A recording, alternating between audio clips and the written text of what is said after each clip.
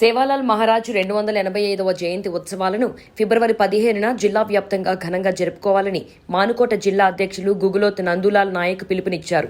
ఇందులో భాగంగా ఏర్పాటు చేసిన మీడియా సమావేశంలో వారు మాట్లాడుతూ 15వ తేదీన మండలంలోని అన్ని తండాలలో హర్ ఘర్ భోగ్ బండారో నిర్వహించాలని కోరారు.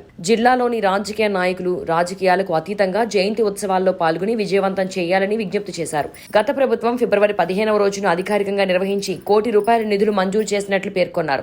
ప్రస్తుత ప్రభుత్వం కూడా జయంతి ఉత్సవాలను అధికారికంగా నిర్వహించి 10 కోట్ల నిధులు కేటాయించాలని 15వ తారీఖును ప్రభుత్వ సెలవు దినంగా ప్రకటించాలని డిమాండ్ చేశారు.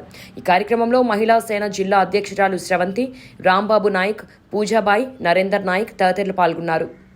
సేవాలాల్ 285వ జయంతి జిల్లా వ్యాప్తంగా రాష్ట్ర వ్యాప్తంగా అందరూ ఒకే రోజు జరుపుకోవాలని, అలాగే ఇందులో ప్రత్యేకంగా ఉపాధ్యాయులు కానీ ఇతరత్ర శాఖలు పనిచేసే ఉద్యోగస్తులు కానీ ఆల్రెడీ మనకు ప్రభుత్వము ఐచ్ఛిక సెలవు ఇచ్చింది కాబట్టి అందరూ ప్రత్యేకంగా పాల్గొని ఈ యొక్క జయంతి ఉత్సవాలను విజయవంతం చేయాలని, ఇంకొకటి ఏంటంటే ప్రతి తండాలలో మండలంలో కాకుండా ప్రతి తండాలో హర్ ఘర్ భోగ్ బండారం చేయాలని పిలుపునిస్తున్నాము.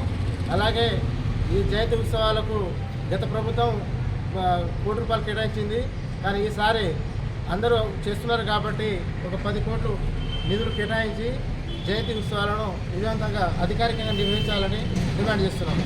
జై సేవాలాల్, జై జై సేవాలాల్. సేన రామ్రామ్, శ్రవంతి, మహిళా సేన జిల్లా అధ్యక్షురాలు మానుకోట. మనకు గత ప్రభుత్వం ఎలాంటి సెలవులు కానీ ప్రకటించలేదు. ఎలాంటి అంటే సేవాలాల్ జయంతికి ప్రభుత్వం మాకు ₹1 కోటి మంజూరు చేయాలి.